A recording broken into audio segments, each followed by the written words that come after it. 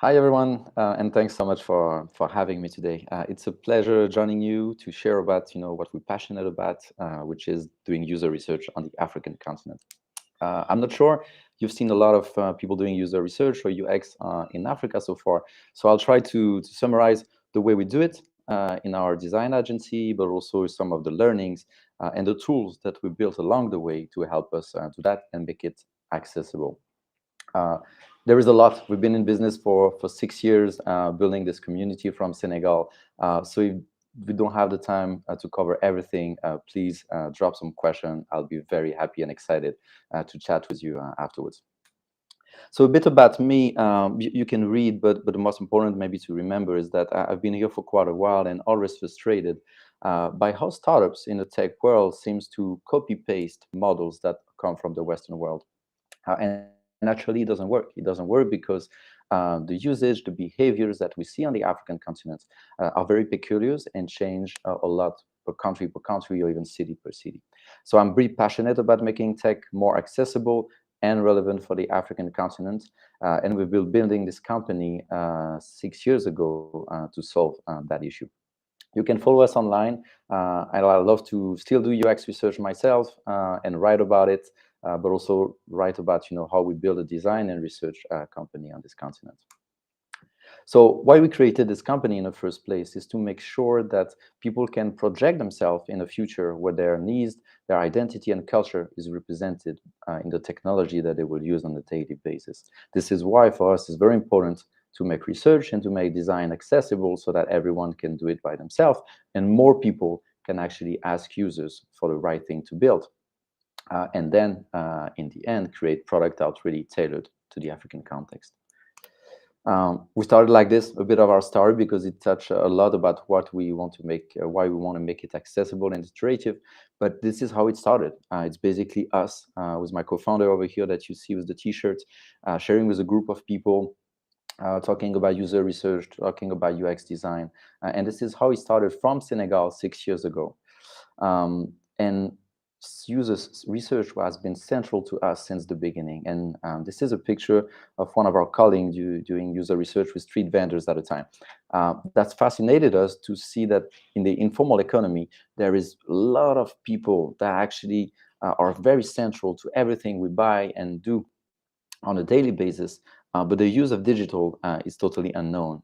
And for us, it was very interesting to start digging into this community of street vendors and understand what could be the potential needs for digital solution. We launched a first app that was a huge failure, it never worked, it was for educational content. But building this first app, we actually realized there was an opportunity to build a product that can have them, the street vendors themselves, doing user research for others. And this is the tool we built that is called LOOKA. I'm going to come back on it in more detail today, but this is how it all started. And for us, this is really about making research accessible and in the end of everyone. So today, we are a bit bigger than when it started. So we are a team of around 40, 42 full-time people across different countries on the continent. As you know, this continent is very, very big. And covering it all for us has been a challenge culturally and in terms of logistics and so many of the things about building a company.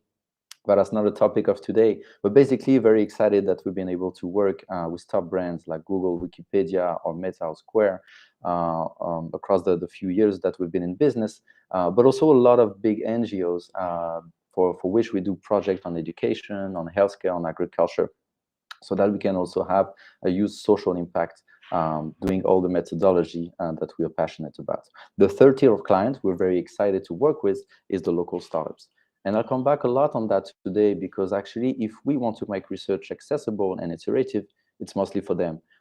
They are the ones who don't really have the means to pay an agency all the time. This is why building tools that could be tailored and adapted for them to do research on the continent has been part of our mission since the beginning. Why making research accessible in Africa? For us, it's just a matter of understanding better the context. As you may know, there is almost no data whatsoever that exists on most of the users over here. It's not like you can go on Statista, just download it, and you have a beautiful data already. It doesn't work like that over here. It's very opaque, and it's very hard to find reliable data. Literacy is very low, and digital literacy as well. So you always need to understand your user, on a very specific basis, so case-by-case basis. Otherwise, you may totally fail building and launching a digital product. Connectivity is still an issue in urban cities and rural areas, notably. But this is why you need to really take on a case-by-case basis and do more research to understand if there is any barrier to adoption to your service. And last but not least, in general, people here don't trust organization. This is why you don't have a lot of room for error when you launch a product. People will take you for very seriously, and if you fail satisfying them, they will put you on the side very rapidly and not ever coming back. This is why you need to get it right quite rapidly. But more importantly for us, as I mentioned in the introduction, it's about giving a voice. It's about making sure people, cultures, behavior, identity is actually reflected in the product they will use on a daily basis. So to understand a bit better about what we actually do, we did for the second year this year, a big study that is public and free on the state of user research. And this is from those type of studies that we can actually understand what are the things that are needed for the design and UX research community on the continent. Few stats so that you get a bit into the head of a UX researcher in Africa. So how often do companies do user research here? As you can see, it's not often. Most of the companies do it less than monthly, and most of them, don't do it more than quarterly or 3 times a year. Naturally, it doesn't mean this is very accessible and very iterative. There is really something to solve over here to make it a bit more continuous. How is user research done? So basically, what methods are UX researchers or designers doing on the continent? And I'd love to get your feedback or how it compares to your different markets. But a lot of people focus on usability tests or individual interviews, which is great, but for them, it's been really a challenge organizing those. Naturally, survey and quantitative studies are done, but I'm not sure they're done very well, because in the study that we also have the tools, most of the people use Google Form and not necessarily trained about the right way to do quantitative research. And so a lot of wrong data are actually coming out of this research. So what are the main challenges people face during the research? And as you can see, the links directly to the accessibility and the fact of doing research on a continuous basis. So first is sourcing the right participants. As you can guess, finding people who are reliable, available, connected, of different profiles is really, really hard on this huge continent with so much diversity of profiles and behaviors. Second is the time availability. Companies here have resource constraints for most of them, and so they don't have a full stack research team available. So it's mostly one researcher, or sometimes the UX designer that has to do everything by himself, maybe with the help of the product manager. So time availability is definitely a constraint. And this is actually following some of this constraint that we noticed 4 or 5 years ago when we started the company, that we decided to build different tools to make research more accessible and interactive. And this tool is LOOKA. So LOOKA for us is really about making research into the hands of people who are doing research, be it product manager, be them researcher or designer. We want to make it simple, easy, but also, more importantly, reliable to collect data on the African continent. As you can see, some of the top clients we work with are actually using LOOKA for doing their quantitative research. So what is it in a nutshell? It's a research platform, so it's a SaaS platform dedicated to Africa. Basically, you have a survey component for your quantitative research. What we call LOOKA Hub is where we can find existing data that we collect on a current basis, because we notice people are asking often the same question. So why wait for them to go and ask the question? We can ask for them beforehand and give it ready for them to use. And then after, there's the panel if you want to organize your qualitative research. I'll get a bit in more detail, and then after I'll show some examples on how we used it. So basically, LOOKA survey is face-to-face, and why doing face-to-face is just because in Africa you have a lot of people who are not tech-savvy, who don't even have a smartphone, to which you cannot push online forms. And having a network of 400 surveyors that we have in 18 countries, for us has been key to help our clients easily understand what's happening in the streets, the behaviors, and having those surveyors really knowing the context has been also very key to make sure the data that comes up of it is really reliable. Outside of that, we also have the capability to do online through the panel that we have available, and pushing a form to the one who are able to use a smartphone. Naturally, There is an app, there is a tech component into that. So you need an app for the researchers that are on the ground so that it's easy for them to collect the data. But you also need an easy way for people who are not experienced researchers or maybe Excel users, but to be able to correlate the data and do some basic presentation of this data. And this is everything we built inside the LOOKA platform. LOOKA Hub, as I mentioned, is about, you find a report that interesting you, some specific type of data, you just buy it and you're ready to go. In a few minutes, you have the data that you need to inform the first step of your product development. And if you need more, and if you need more detail or tailor or different geography, then you can go for a more tailored type of survey. And lastly, panel is about, providing you the tool for your qualitative research. Qualitative research, as you all know, could be one-on-one interviews, could be focus group, could be diary studies. But this one, sometimes you can do the research yourself, but you struggle really finding people to do the research with. As we've seen in the data, recruitment is the key issue for UX researcher on the continent. So having access to a panel of reliable people has been it's tremendously useful for most of our clients. So how does it work? Basically, we find people in the panel that we keep growing every month, every week. People, registering for applying to use the panel. Second is profiling, and this is really the peculiarity about running a panel like this on the continent, is that you not only have a form, but you have to do almost small interviews of each person to make sure they are reliable.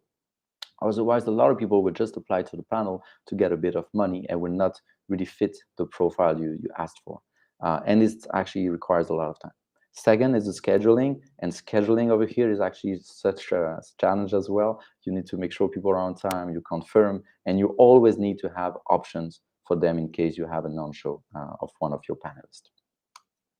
So basically, a few examples of some clients and companies that do this type of mix between qualitative and quantitative research. The first one we worked recently and this year with is Google, that wanted to understand better the user in Nigeria, in South Africa, and other markets. And for them, it was key to have this two-sided approach, the quantitative approach to understand what's happening in the market that they don't know at all, and also the qualitative approach to inform what could be the ideal features or pain point to solve for their users. And it was, really exciting when we finally been able to see the users of Google and go with their teams on the ground in Lagos to interview user, to see the reaction and differences, and also the complementarity between the different type of data we collected before. Second type of client we do this type of work with is Wikimedia. And Wikimedia is an interesting example because we've been working with them for more than a year right now. And what I really like with Wikimedia is that they don't try to understand everything at the same time. They really focus on very tiny features like the registration process for content creator, for instance, or how you read specific pages. So it's very small chunk of research that you do on a very iterative and continuous basis. And for us, that's the ideal case where you can mix quantitative and qualitative data because you don't have to answer and to ask thousands of questions or dozens of questions. It could be very straightforward. And you can go very fast iterating on each element. We did a very interesting study on Bitcoin usage in Africa. And this one, actually, I took it because it's a case of non-iterative research. We only did it once. But what's fascinating with Bitcoin usage is that it's grown so fast. Every 6 months, it almost doubled. So it's impressive that for some topic, you really need to have a continuous approach and be able not to do a huge research once a year, but be equipped with the different tools and processes and teams to be able to understand how fast the continent is actually moving. And I hope Square understand it. And actually, recently, they recontacted us to use LOOKA to do their research by themselves on something very specific as well. And we're excited to be able to keep working with them. And recently, we also worked with a unicorn called ShipperCash, based all across the continent, and they wanted to understand how it was working in Francophone Africa. So for these tech giants coming from the Anglophone world, understanding how technology and usage may be in Senegal and Cote d'Ivoire is actually very scary. It seems to them very, very different, not only in the language barrier, but the cultural barrier and the digital behaviors overall. So what we did for them is a mix of quantitative research and qualitative research. quantitative to understand what were the consumer behaviors and the profile of participants, kind of work on the segmentation and understand what was happening in those two markets. Then we had qualitative research to better understand the pain points, the behavior, the frustration, and the needs so that it could inform the design of the cheaper product on the continent. Then after, ideally, what will be done is like to evaluate all those products and concepts through another round of quantitative research that's much more focused on the ideas that you've been able to generate in the qualitative phase. And you can finally come up with very tailored recommendation for the product that has been tested for the different markets. Some of the deliverable, it's basically using the LOOKA platform to do correlation. Very rapidly, you can see differences between Abidjan and Dakar, or Côte d'Ivoire and Senegal, and really inform key insights, but also follow-up question for your UX research. And that's the beauty to be able to mix quantitative data with qualitative, is that quantitative will show behaviors, but will not tell you why these things are happening. So you can note all these questions and then after ask them in your UX research or qualitative phase. And using the platform LOOKA for making easy correlation like that on the fly was for us very, very convenient. Second, you can definitely have persona or user profile like that following your qualitative analysis. I'm not going to come back on that. It's probably a tool that you guys use a lot.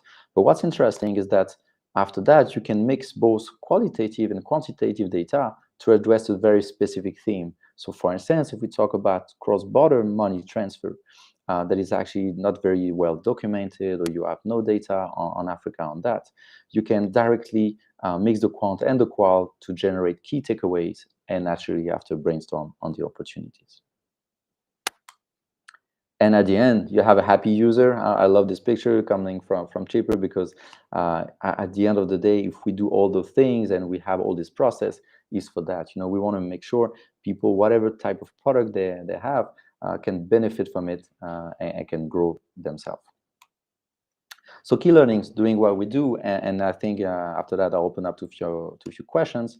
But as you probably understood, for us it's very key to do research often, but to reduce the research scopes. So focus on specific features, specific themes. Do it as soon as you have a doubt, as soon as you have a question. Be ready to start some research and don't make it overcomplicated. And ideally, mix quant and qual to always have the mix between the macro perspective and the micro perspective on your users. Work with local researchers. Naturally, as you can understand, it's not me, Yann, as a Frenchman in Senegal. Even if I speak a bit of Wolof, I don't have a lot of value doing research myself, unless it's in English. But you really need people who speak the local languages and, more importantly, understand the context. This is why you need to have a network of local researchers. And we just listed here a few of the languages you can have in Nigeria, but you have hundreds of them. Same in Kenya, same in South Africa. And this is really one of the key elements about doing research in Africa, is that you need to be able to have people who speak those languages to understand your user. This is a challenge, but there are solutions for that. Train and select for the quality researcher. For us, goes through a very selective process, and they go through training, because you just don't need people who will fill a form. You need people who will create the empathy with you as user, like a qualitative UX researcher will do, even if they fill forms at the end of the day. And for us, this is a core focus. If you want to make sure you have data of quality, this is where you need to put your focus. Verify data automatically, ideally, because so that you can scale, but don't remove the human aspect of that. For us, it's always been very important to have people looking at the data and try to find inconsistencies in the answer that we have. And we always have data analysts making sure that behind all the automated processes we have, you can also verify the relevancy of the data that come up from the data collection tool. And that's it for me. I hope I wasn't too long and I wasn't too jargonic, and I could enlighten you and also encourage you to do research on this beautiful continent. It's challenging, but it's exciting, and there is so many opportunity. As you know, this is the continent of the future. So I hope all the tools that I shared today will encourage you to build more things that are relevant for the continent. Thank you so much, guys. Thank you. That was Really interesting conversation, and kind of looking at some of the challenges that I hadn't foreseen, like the lack of data, just kind of that you can search quickly and look up when you need it. Yeah. Just on questions, we did have one from Alicia asking what are some recent research questions you've worked on, but that was before you went into all of your examples. Yeah. So And she there is a said lot. she had said that you answered it. So thanks for that. I have a question. I'm pleased if there's other people watching as well. Please do ask your questions as well. Um, you mentioned that specific questions, and you gave the example of Wikimedia and their login flow, um, or registration. Sorry, the that's quite easy, I think, for evaluative kind of work. When you're talking about generative, can you give some examples of ways people can be specific when they're starting to look at some generative work? Absolutely. So one of the key topic I've been working on recently, and actually wasn't in the slide, was agriculture. And agriculture, as you can guess, it employs something between 70 and 80% of people on the continent. So it's not something you can just talk to a farmer and understand everything. You have to understand the entire value chain.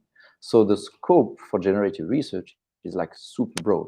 So where do you start? And so we divided the work in different, what we call use cases. We are different use cases in which the farmers is involved. The first one is, how do you profile a farmer, and how do you make sure the person you have in front of you is actually a real farmer? If you want to provide a service to this person, you need to identify that.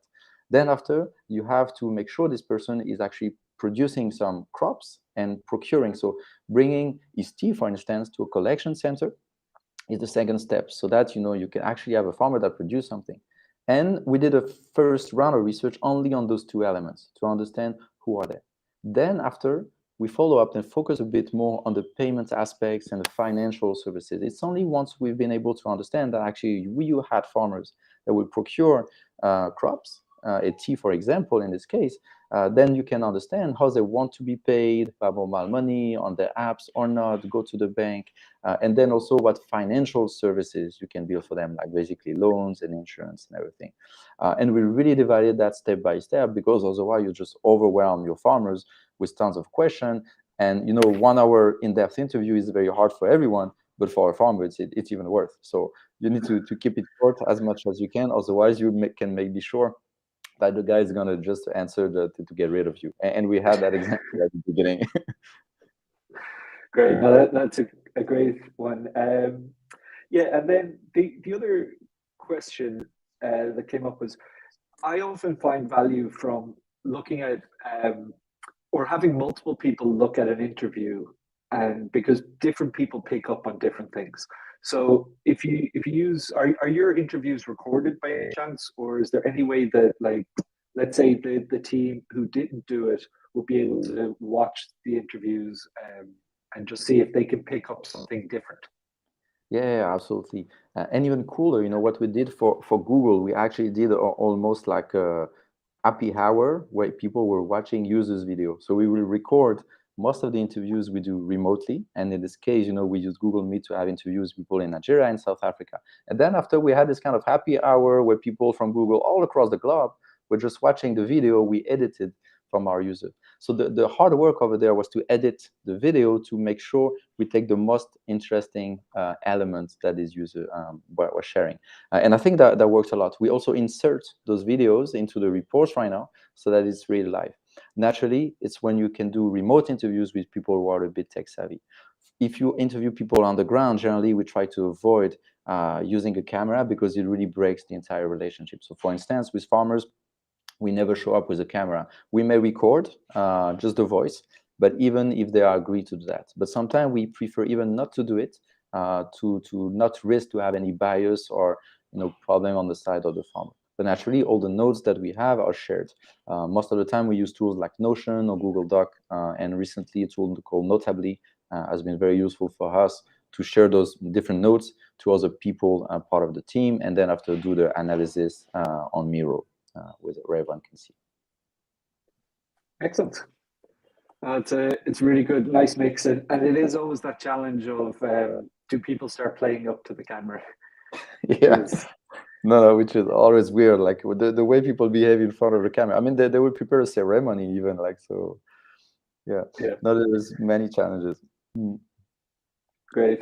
Just checking to see if there's any other questions from people. So now is your last chance if you want to ask Yann anything. And I'll go with one last one. You mentioned that you prepare a kind of a script for your interviews, Yeah. and then you have the trained interviewers ask them. Do they ever pick up on tangents, or do they always kind of stay with, like, so if somebody gives an interesting answer they weren't expecting, are they trained to maybe pull on that thread? Point. Absolutely. This is actually a great feedback because we didn't thought of it at the beginning, but actually we're surveyors who were really frustrated because they came back with an entire notepad of follow-up insights. It was supposed to be quantitative research and just filling a survey, right? Answer A, B, or C. But then naturally some of them followed up and they came back with a lot of things. So what we invented is that there is a voice feature in the application where you can even record extra insights via your voice, or even just by tapping the text. So you have at the end of your questionnaire an open text field where the surveyors can add the extra insight. And we train them to do so because what we really want is to make sure the quantitative research we do is more and more qualitative. So that it goes into the realm of UX research and qualitative research more and more. And also because otherwise it's super frustrating. If you just fill a survey without having a real conversation, you're actually going to get tired very soon. Great. No, it's great to see that you've covered that use case as well. Yeah, no, thanks for the question. Actually, you need to be an expert to ask this one. Great. Well, I think that's actually all we have time for. So thank you very much, Yann. I really enjoyed that. And thank you for sharing. Yeah, very cool. Thanks, Rory, for having us. And I'm open to any question that can come afterwards. Thanks, guys. Great.